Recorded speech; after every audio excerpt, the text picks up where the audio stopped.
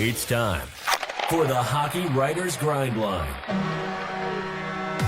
a weekly show covering everything Detroit Red Wings. Brought to you by our own iconic top line of Wings writers. Sit back and enjoy The Grind. Welcome to the Hockey Writers Grindline, brought to you by the Morning Skate, the Hockey Writers morning newsletter that is jam-packed with the best hockey stuff on the planet. Sign up today at morningskate.io for free delivery to your inbox Monday, Wednesday, and Friday. Also, drop us a like and subscribe to our YouTube channel to stay on the top of all the best Hockey Writers content that we offer. I'm your host, Kyle Knopp, and today I'm joined by Matthew Zator, Devin Little, and Logan Horn on the grind. How are you guys doing? So good. Good. I'm doing thumbs up for the only audio listeners. I love it. Well, let's jump right into it. And my good, obviously, is the Red Wings picked up their first win of the 2022-23 prospect campaign. Right. But hey, I'll Plan take the parade. it. Yeah, I'll take it. They just got done beating the Columbus Blue Jackets 5-2 as we are recording Friday evening for delivery on Saturday. And then my bad is also deals with prospects. While we're recording right now, one of Patrick Brown's games that he's doing the color commentary on is going on, and I cannot listen. So, Pat, I'm going to catch the one tomorrow. I'm sorry. I will catch it on stream. Hello to Ozzy, and hope you're doing well out in Arizona. All right, Matthew, you're the first one I see. Give us a one good, one bad from the week.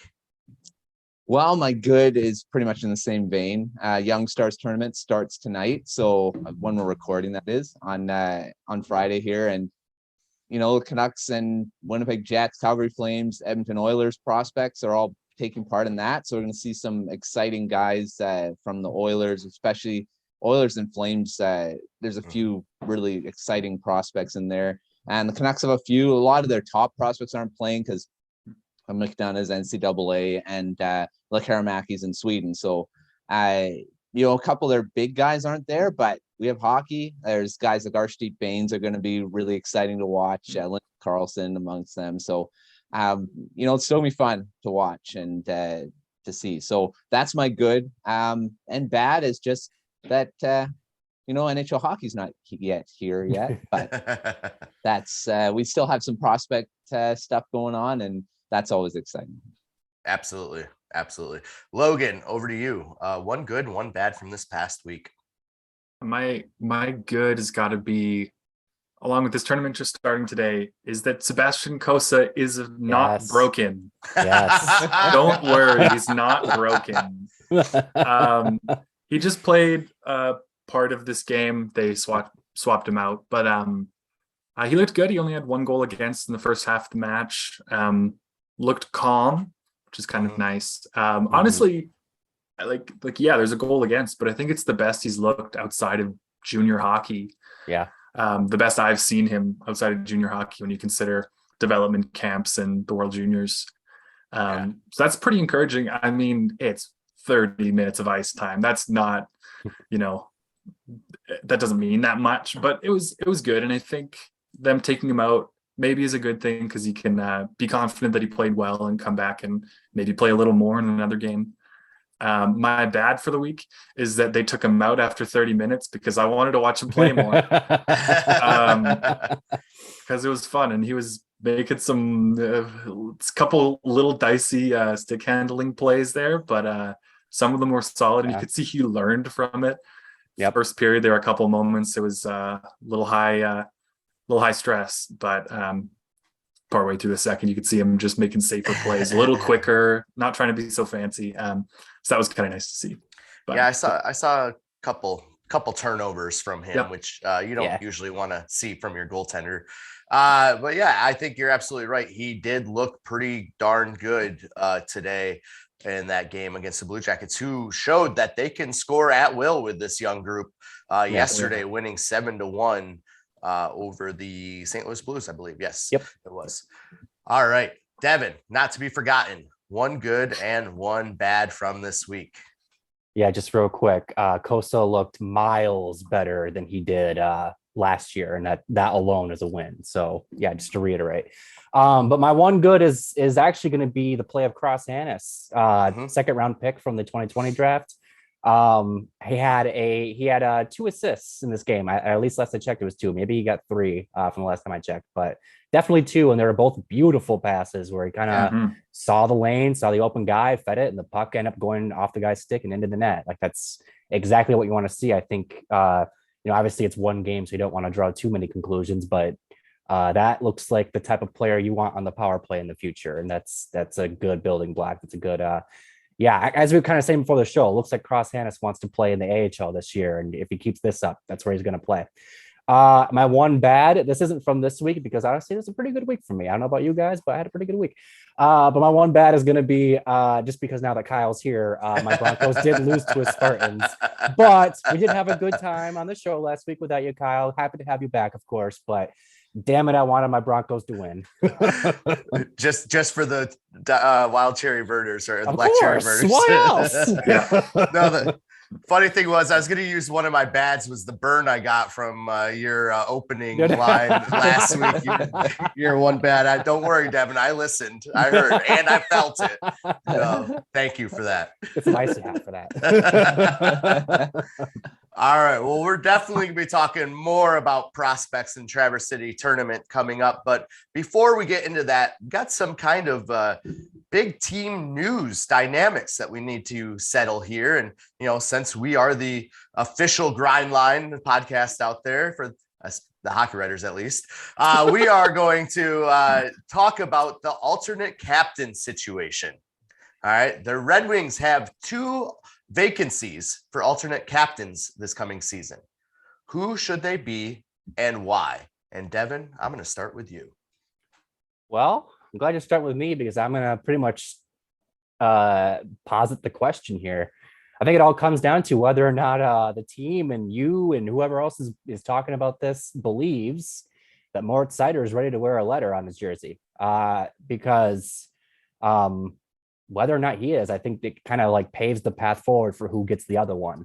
I think for me personally, I think Andrew Kopp is going to get a letter. I think that, he signed the longest deal Yzerman's given anyone since he's rejoined the Red Wings. And he also, he was a captain. He was the captain of the University of Michigan team that Dylan Larkin was on. He was Larkin's captain at UMich. So he has experience being a captain. And then even when he was talking to the media, when he first signed with the Red Wings, he talked about being able to take on a leadership position with this team as it kind of, build and got better and better. So I just think, that's a guy that you can put an A on, and he's going to be around for the next 5 years, and you don't have to worry about it. And he can set the tempo for the team. And then what do you do with that other A? Do you give it to Seider? Obviously, he's only played 1 year. I believe he just turned 21. So he's just now legal to drink in the United States. So he's still very much a kid. And, it's just a question of whether or not you want to give him that responsibility. Obviously, this is a team that is kind of known for kind of slow playing their youth. Obviously, Larkin, he was kind of the presumptive captain for years before they actually put the C on him. So maybe they slow play Seider. Or maybe they don't. Maybe they decide if they decide that they want to have a forward and a defenseman as alternate captains. I think you gotta put it on Seider on the defensive side. But I do think that there's plenty of other candidates. I'm sure both Matt and Logan and even you will probably talk about the other guys. But for me, I think this comes down to whether or not you want to give Seider the A, and if you do it. Yeah, absolutely. I think if you are going to eventually, now is not the bad time to do it with the group that he has around them to learn from as well. Matt, I'm going to come over to you. Who do you think should be the Red Wings alternate captains in 2022-23 season? Well, I mean, yeah, Seider's a pretty good choice. He's already leading the blue line. I mean, you may be young, but I mean, how many guys have been put in leadership roles that young? I mean, or younger. I mean, captains at 19. So, that's happened before. And I mean, they're not captains, going to be alternate captains. So it's not going to be as big. But I'd agree with Devin. If you're going to give Seider, if you're thinking he's already a leader in the room and stuff like that, and then why not give him the A now? I mean, it's not like it's going to screw up anything for his development, or I think it'll just help him out to have that on his jersey. So Definitely Sider, but there's other guys like David Perron's another one that I would think right away because he's been in the league forever. He's been a leader on other teams, and he seems to be a very good character guy as well. So I think for me, I think David Perron gets an A. And then I would definitely give Sider the other one if that's what you want to do. And if you're not going for the young, then I'd say Andrew Kopp would be your other candidate. But two new guys coming into the locker room, I guess maybe, giving a guy like Tyler Bertuzzi maybe more. But I know I would go for some more of a veteran guy in even Ben Chiarot. I know I'm throwing out a few names here, but some of these veterans that you'd want to give that leadership role because they're used to it. They've been there before, and the players already kind of probably look up to these guys too. So for me, I'll set on David Perron and Sider for my choices. All right. Logan, over to you. We got 2 votes for Sider, 1 for Perron, 1.5 for Kopp, a half for Chiarot. What are your thoughts? Who should wear the A for the Red Wings this upcoming season? So I don't expect them to give more than one new player the A. It's tough to even give any new player the A, because it's not that they've earned that on the team. It's more that they have the personality and the work ethic that management wants to instill in the team, which is also beneficial and can also work out really well. In that case, I'd say it's probably between Kopp and Perron. And it depends on what they're going for. If they go with Perron, then he'll probably keep that for 2 years, his contract. And then there's a free spot. So if maybe they didn't want to give Sider one right now, there's a very clear path forward. But Kopp's going to be here for the long haul. He wants to be there. He probably dreamed of it as a kid. So he has experience, at least in college, but as a captain. I expect Kopp to get it. And then on the team, probably Sider, but I will say I wouldn't be surprised if Bertuzzi gets one. But if he doesn't, it's not a great sign for him. Like it's not like a terrible omen. It doesn't mean he's gone, but it seems like he's really well liked and really energetic and a big part of that locker room. So if he doesn't get it, kind of feels like they would just be trying to save a little bit of hurt, a little bit of a loss there. So I'm gonna stick with Kopp and Sider as well, though. All right. For what it's worth, I think it's likely going to go to either Kopp or Perron, possibly both. If they want to do the 2 new guys and then set the stage for Sider in 2 years to learn from that. But I think it will likely go to one of the 2. And I'm going to side with Logan and Devin here in terms of he has the longer contract. He seems to be more of the fit to be built around. So that seems to kind of lend itself to a letter. On the other side, I think Yzerman kind of set it in stone last year when he mentioned Bertuzzi and kind of the struggles they had with not being able to take him over to Canada and how that wasn't a leadership type quality. And he kind of, did it without saying it, said some pretty strong, statements toward Tyler. So I don't expect him to get it. And I think it's more Sider's to lose. So I'm going to go with Sider and Kopp as well. So it looks like, go ahead. I just want to say too, this is kind of an obvious statement, but you don't have to wear a letter to be a leader. There's going to be a lot of people in that locker room who fit that distinction. And then also, if David Perron doesn't get it, he's still the oldest guy on the team. So when he talks, the whole team's going to listen. He does. Yeah, absolutely. I think he absolutely is going to be one of those guys that leads without a letter and understands what his role is and what he is coming to this team to do. And that is to be a, veteran presence and a leadership presence, but not necessarily carry that weight because they want some of the younger guys to learn that responsibility. Yeah. All right. Well, let's get back to talking about Traverse Cities. And do you hear that in the distance, Devin? Do I hear something in the distance coming? Oh, it looks like Oh, we got some hype trains coming in. Choo choo. All right. All aboard. So now that the prospect tournament has started, and after getting on the hype trains for Raymond and Bergeron last season, which prospect are you all in on this coming season? And Logan, I'm starting with you. I think for me, it's got to be Carter Mazur at the University of Denver. He shocked everyone, honestly, last year with the way he produced offensively as a freshman. I'm really excited to see what he can do this year. I think it's the 4 highest scoring forwards on that team from last season have moved on to pro hockey. So there's a lot more space there. In my mind, I expect his stats to kind of stagnate or maybe even go down a little, but I won't be worried about that because that's not his game. He's just a very hardworking, very physical guy. But he's so much fun to watch. Like he's the kind of player that you want next to your stars, like next to your really skilled guys. Seeing him at the recent World Juniors with Team USA on the first line with Landon Slaggert and Thomas Bordelot, Sharks prospect, who's probably going to be in the NHL sooner than later. He looked great, and I think he scored a couple goals in that last game when they got eliminated. He's just never say die. He's just worked so hard. He's a lot of fun. I think he's going to be a fan favorite. He's got a lot of character, and I expect him to sign an ELC next summer, but I wouldn't be too surprised if he does it in a little sooner if University of Denver doesn't go very far in the playoffs. And I'd like to see him jump onto Grand Rapids and maybe go for a little playoff run. I think that'd be a lot of fun. Some good experience for him, because that seems like the kind of player he is too, is he'd want those competitive, physical type games. So that's definitely my pick. Yeah, I like that pick. And I think that would be a great call up to bolster the Griffins roster playoff push at the end of the season if they could get him. Absolutely. Good call up there, Logan. All right, Devin, who are you boarding the train for this season?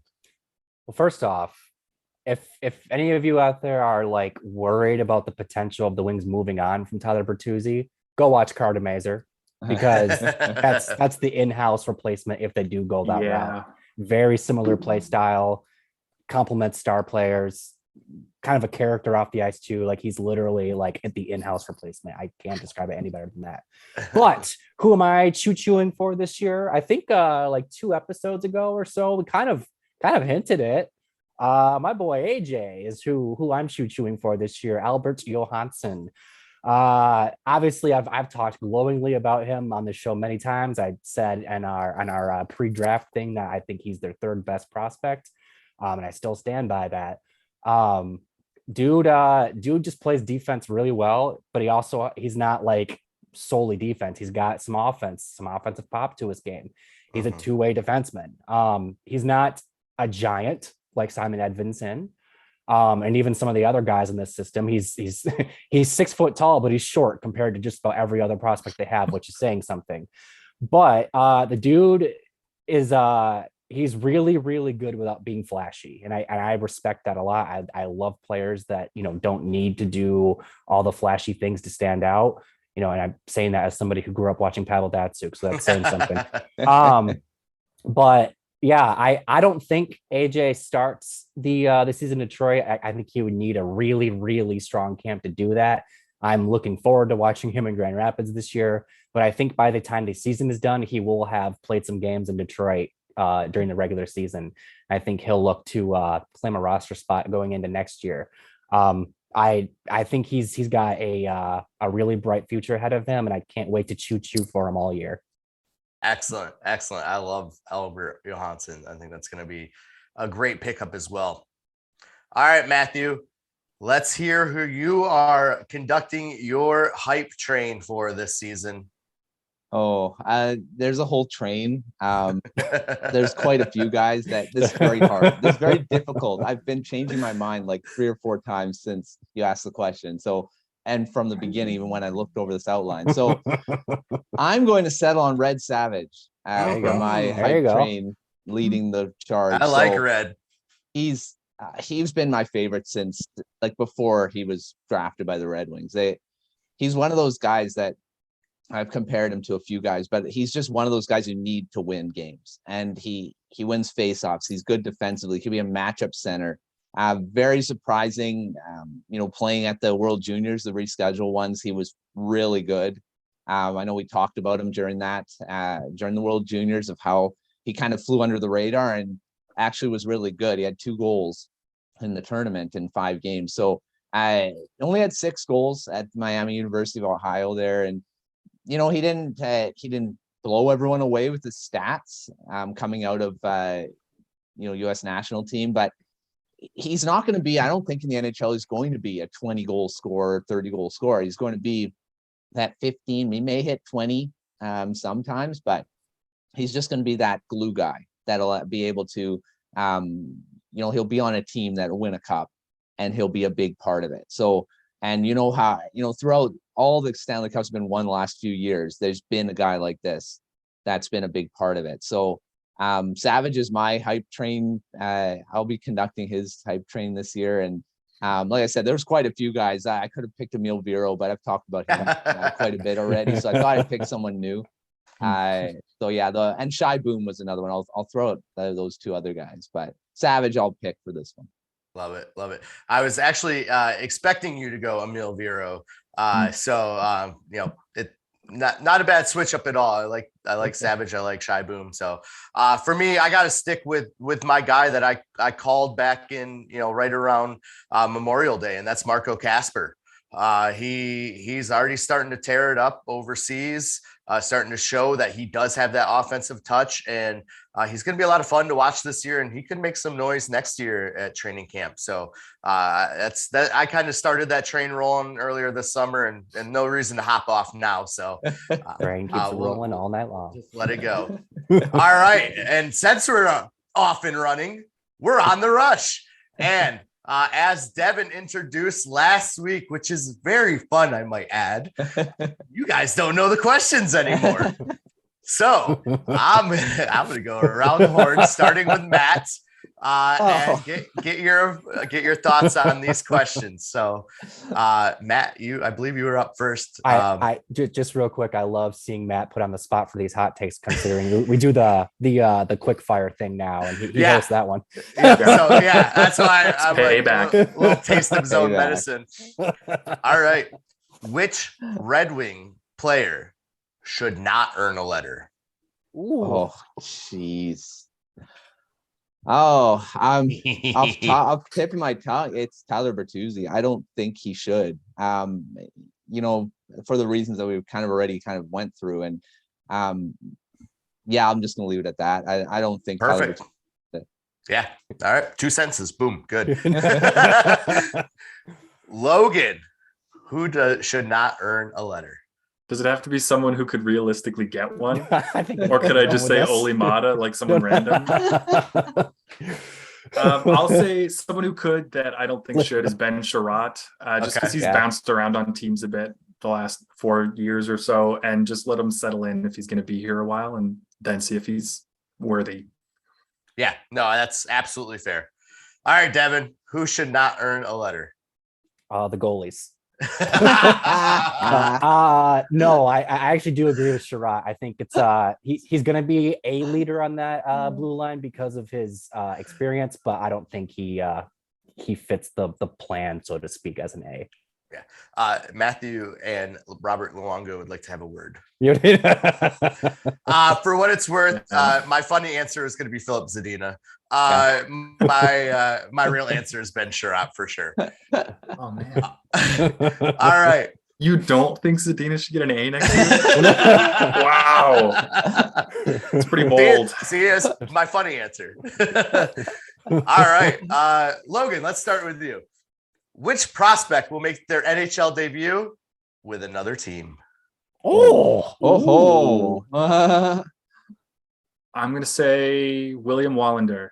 Ooh. Too many left-handed defensemen. He's going to get moved for an upgrade somewhere. Okay. Devin. I do think it's a left-handed defenseman because of what Logan said. I'm going to say Jared McIsaac. Okay. Matthew. I was going to say McIsaac. Yeah, that's the same reasons. And we've named him as one of the not polarizing, guys that need to step up this year on Prospect Corner too. So he was my first thought too. Yeah, I think Jarek McIsaac definitely fits the bill there. So Wallinder's interesting though, because you could probably get a pretty good deal for him instead of McIsaac. So yeah, all right. Wallander is when you're going big game hunting. Like that's yeah. If they're making a legit push, this year, next year, Wallander might not be a bad one to let go. So, all right. Well, we're gonna stop right here and take a little quick breath and reset. This is the Grind Line. I am Kyle Knopp here with Matthew Zator, Logan Horn, and Devin Little, and we are talking Red Wings hockey. Before we get back into it, we want to remind you to sign up for the Morning Skate, a morning newsletter delivered to your inbox Monday, Wednesday, and Friday, jam-packed with all the best stuff about hockey on the planet. It's a daily dose of the latest NHL news, rumors, histories, funnies, quizzes, and more, with just a little hockey fun and information delivered to you for free from the Hockey Writers. We actually have a new writer that joined us this past week, one of our good friends, Brooke, from Blackhawks Banter. So she's been doing a great job. So make sure you are signing up at morningskate.io. All right, there's a little throwback to our friends from Chicago. All right, moving along. We are still talking player previews as we head into the season. And today we have two newer guys that we're going to talk about. One was new last year. That's Oskar Sundqvist. And Sonny was a bit of a pleasant surprise after coming over at the trade deadline. So, Devin, what are your expectations for Oskar Sundqvist this season? I don't know if it's just me, but he's kind of one of those guys that, like, when I look over the roster, I forget that he's still on the team. I don't know why, but it's like, oh yeah, he's still here. Like he had that extra year on his deal, and that's no offense to him either. I think it kind of just gets lost in all the new guys that they brought in, and Seider and Edvinsson, and he just kind of gets lost in the shuffle. But to the point of the question, he did stand out in a really good way last year. He pretty sure you, Kyle, said that you were like particularly impressed with him at some point last year. He's a right-handed shot, and I think that's one of his biggest assets to this team. Not many right-handed shot forwards on this team. So obviously that gives you lineup options with him as a right-handed shot. And also he's going to be using a defensive, role this year. Probably fourth line, probably exclusively fourth line, maybe third line if they need to shuffle things up. But he's going to be a defensive forward. But I could also see him maybe getting some power play time if they need to, just switch things up, get a spark going, something like that. But long story short, I don't see Sundqvist being if he puts up 30 points this year, he had a really good year. And that's what you kind of expect from him. I think going into the trade deadline, I think he's a name that we'll be hearing as potential trade bait. He's not going to fetch like a first round pick or anything, I don't think. Knock on wood, maybe it will happen, but he's just going to be one of those guys who's a veteran leader, who's been there, done that. He won that cup, I'm pretty sure, with St. Louis with Perron and them. So he's going to be a valuable asset to the young guys, and he's going to be just a role player. And that's kind of all I expect from him. Anything that you get on top of that is, cherry on top. Absolutely. I was impressed by him last season. In fact, he kind of reminded me a little bit of Michael Samuelsson 2.0, which was very unexpected for what we were thinking we were going to get from him. So if he could still have that little offensive punch in a defensive role, that would be great. Like you said, Devin. All right, Matthew, I want to get your thoughts on Oskar Sundqvist. What are your expectations for Sonny in 2022-23? Well, I really like him as a player. I mean, he has scored it's a while ago now, but he scored 14 goals back in 2018-19, had 31 points. So if he gets 30 points this year, that's close to his career high, which would be pretty crazy. But he used to be a really highly touted prospect for the Blues. He was one of their top prospects for a while. So he's got skill. He's getting paid quite a bit to be a fourth liner, but if he can score some goals, and he scored 4 in 18 games, same amount he scored in 41 in St. Louis. So He was playing up. I think he was playing up the lineup though. So if he's playing on the fourth line, he's not going to have as much skill around him. But like Devin said, if he's can play on the second unit power play, if they want to throw things around, change things up, he has the skill to do it.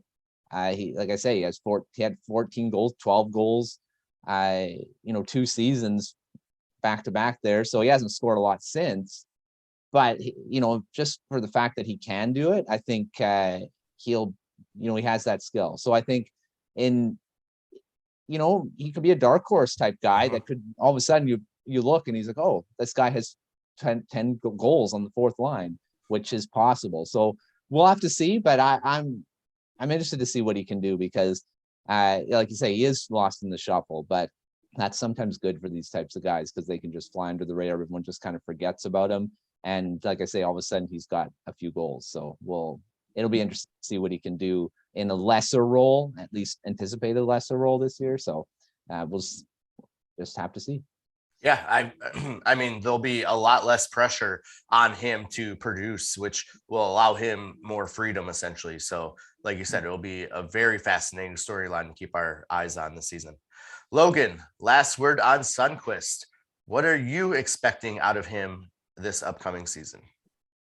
I think just what Devin was saying. I expect him to be a defensive role player. He will play a defensive role at 5-on-5. I was looking into it, and actually, he only played 18 games in Detroit last season. And even though he only played 18 over the course of the season, among all forwards who played on the penalty kill, he had the 8th most minutes, which doesn't sound like a ton, but 18 games is a very small size. Yeah. If you include his time in St. Louis on the penalty kill, and he still missed games in there as well, then he would have been the 3rd highest in ice time. Wow. On the wings. So I don't necessarily think he'll be used as a top penalty killer, and that's a good thing because that means they have some depth on the second penalty killing unit, and it's not just like who's not tired, go out, good luck. So I think for him to play well on the second penalty killing unit would be a huge win. You heard at the end of last season, Yzerman, everyone on the team talking about how the biggest need is team defense, not just defensemen, but another goalie who they went out and got, more defensemen, which they got, and then forwards that are reliable on defense. Andrew Kopp, David Perron have pretty good reputations in that way, and Sonny's going to be a part of that. And so I think defensively, if he can keep that up, that's a real positive. Offensively, I don't expect much. 20, 25 points is okay.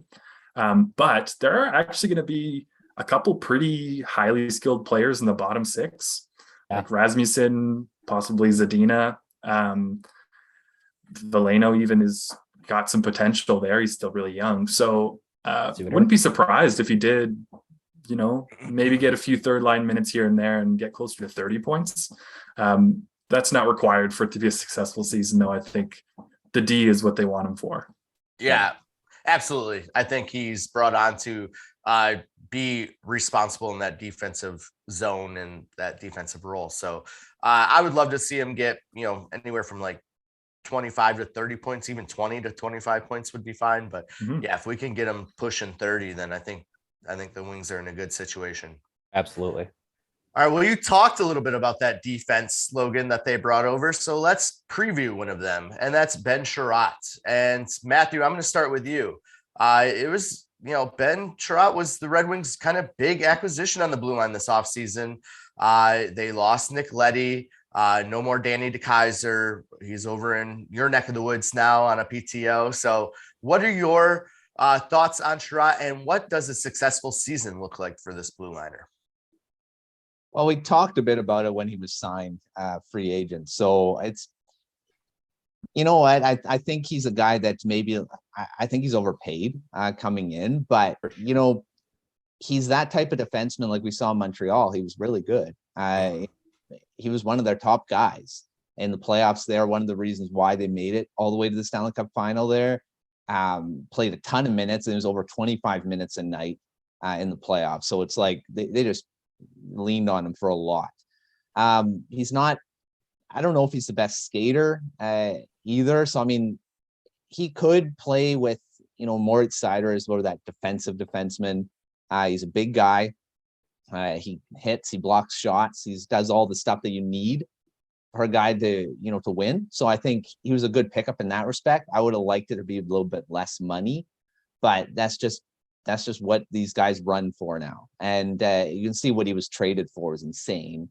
What Florida had to pay to get him on the team, and they lost him in free agency. So it's like they didn't get anything for him, really. Yeah. So Detroit's going to hopefully, over the length of his deal, he's going to be good. This season, I'm expecting he'll probably play in the top four. I think he was brought in to play with Seider personally, because he fits that left-right situation. So I anticipate he'll probably start with Seider and see how he does.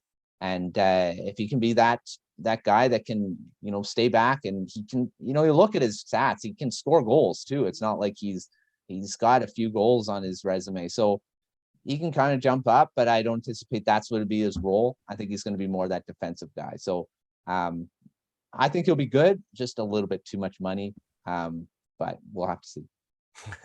You bring up some great points, Matt, and he's going to be a fun storyline to keep your eye on, because he is leaps and bounds above Danny DeKeyser on that left side there. And so it'll be fun to see what Seider can do when he's not dragging his partner across the ice the whole game. All right, Logan, let me hear your thoughts on Ben Chiarot. What does a successful season in the winged wheel look like? I think a successful season for him looks like 15, 20 points. He's not a high point scorer. He keeps it pretty chill there, but just building chemistry with Seider, even if it doesn't fully click this year, just work on it. Chiarot has become a very polarizing player on the internet, especially. Lots of people on Twitter on the analytics side are like, he is terrible. And then people on the eye test, people call it, side are like, he is excellent and he's really strong and physical. The reality, as is usually the case in situations like this, is somewhere in the middle. He's not the best defenseman in the league. He's not some underrated gem that's worth what Florida paid probably. But that's another story. But he's better than people think. I also, side note, I have already been seeing people on Red Wings Twitter making jokes about the 180 everyone's made from when he was signed until now, because everyone was like, no, why'd you sign him, because the internet says he's bad. And then now they're trying to get excited about the season, and they're like, I think he's going to be good. He's super polarizing, but in his time in Montreal, his best hockey he's ever played in the NHL was in Montreal the first 2 seasons there alongside Shea Weber. Shea Weber, now Moritz Seider, I'm just saying, that's not the worst comparison. That's not the worst, pairing to make again. They played excellent. They were the top D pairing for Montreal those 2 years and through their playoff run. They killed a ton of penalties. Super valuable there. Last season is when he really got polarizing because he didn't play that well. Well, big shocker, Shea Weber's gone. He plays with Jeff Petrie and David Savard. That's not good. That's not Shea Weber's level, and that's not Moritz Seider's level. So I think if he can just have a bounce back of sorts, if you can just play his really physical game, gets tons of hits, and just be a rock next to Seider, let him be free on offense a little bit. That's a huge win. Yeah, you guys were talking last week about Lindstrom being a good fit with Edvinsson on the back end and kind of complementing each other well. And I think that kind of lends itself with Seider and Chiarot as well. They're going to complement each other really well. And you're right. Seider's much more of a Shea Weber than he is a Jeff Petrie or a David Savard. So that's for sure. All right, Devin, last word on Ben Chiarot. What can he do to have success this season, and what will it look like if he does? Well, first off, fans doing a complete 180 on what they were saying back in July. I guess it must be September, No. right? Yeah. No, I think I think what I really liked that Logan said was just really working at establishing chemistry with Sider. Like both Matt and Logan said, he wasn't signed to put up a bunch of points. That's just not his game. That's not, if you're expecting Chiarot to put up 40 points this year, I have bad news for you. But what he can do is he can become a real solid, stable partner for Sider. And that's, I 100% agree. I think that's exactly what he was signed to be that steady partner.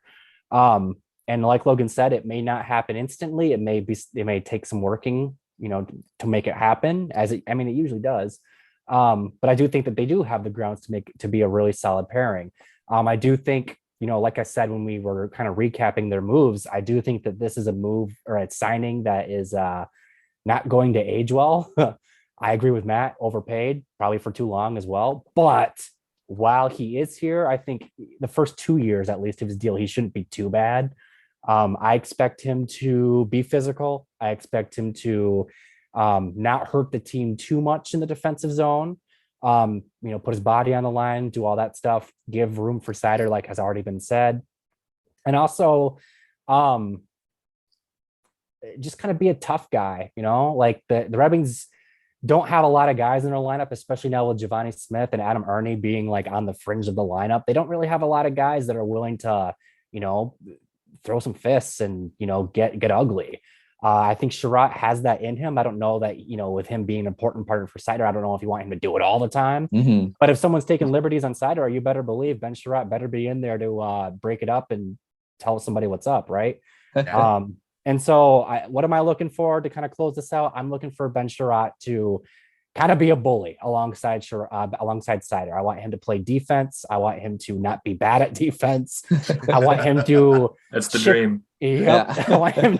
That's what you hope out of defenseman, right? I want him to chip in every now and then on offense. Like I said, I'm not expecting a bunch of points. And I also just want him to leave people with bumps and bruises when they leave Hockey Town. That's what you're paying him, almost $5 million a year for. Yeah. So that's what you better get. Yeah, I absolutely agree. Not only with you, Devin, with all three of you. I really don't have much more to add to that other than I think the reason he was kind of overpaid was because Yzerman had the cap space and he wanted to make sure he had someone like Chiarot locked in for Sider for at least the next 2 or 3 years. And so if he had to overpay, whatever, they could afford it right now. Just do it. Absolutely. So. Yeah. He had 9 goals last year too. So he can score. So yeah. I mean, if he can get close to double-digit goals, that's pretty big. So we'll take that from him. So the Wings were definitely not the only team interested in him. Like there's a reason. Sure. There's a lot. Also very true. All right. Well, we're on our final rush of the day. So let's get started. And Logan, I'm coming to you first. All right. Will Sundqvist or Chiarot get traded at the deadline? Yeah, I think Sundqvist is probably done. All right. Devin? I'd be shocked if Chiarot's traded. I do think Sundqvist will be, though. All right. Matthew? Yeah, I go Sundqvist. I don't see, like we've mentioned, Chiarot's, I think, here for the long haul. They wouldn't sign him unless they were doing that. So, yeah, I'm going Sundqvist, too. Yeah, not unless they get a crazy flip for him. And like he what has the Panthers got. Yeah. The Panthers gave right. up, rather. Yeah, and if he's like having a hell of a year and they're like, someone comes kicks the tires, I still think Sonny will be the more likely to go. All right, Devin, final off the rush topic. You get the first one. I think I gave you each one, which is fun. I like this new segment setup.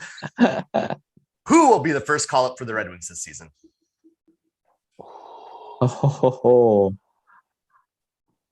I'm probably going to break the rules and break the 2-sentence rule here. If Edvinsson starts in Grand Rapids, it's going to be him. If he doesn't, it'll be Berggren. I'll say that fit within 2 sentences. Hey, all right, that's good. Matthew. I'm going to go off the board. I'm going to say Emil Vero. Ooh. I'm going to say Vero's going to be the first one. Because defensemen always get hurt at the beginning of the season. Yeah, true. Logan, who is the first call up for the Red Wings? I think Edvinson makes the team, so I'm going to say Bergeron is the first call up. All right. Yeah, I think that's probably accurate. I think Edvinson does make the team. I could see Bergeron getting that called up. So, all right. Well, in case we haven't convinced you with our first 2 plugs, please sign up for the Morning Skate, the morning hockey newsletter delivered to your inbox every Monday, Wednesday, and Friday until the season kicks off. And then we'll be back to 5 days a week. If you want all the updates on the prospect tournaments and who's coming up, who's getting signed, what's happening across the NHL as we kick off these training camps, Morning Skate is the perfect way to do that and to start your day. That's it for this edition of The Grind Line. From all of us here at the Hockey Writers and our team here on The Grind, we will see you next week.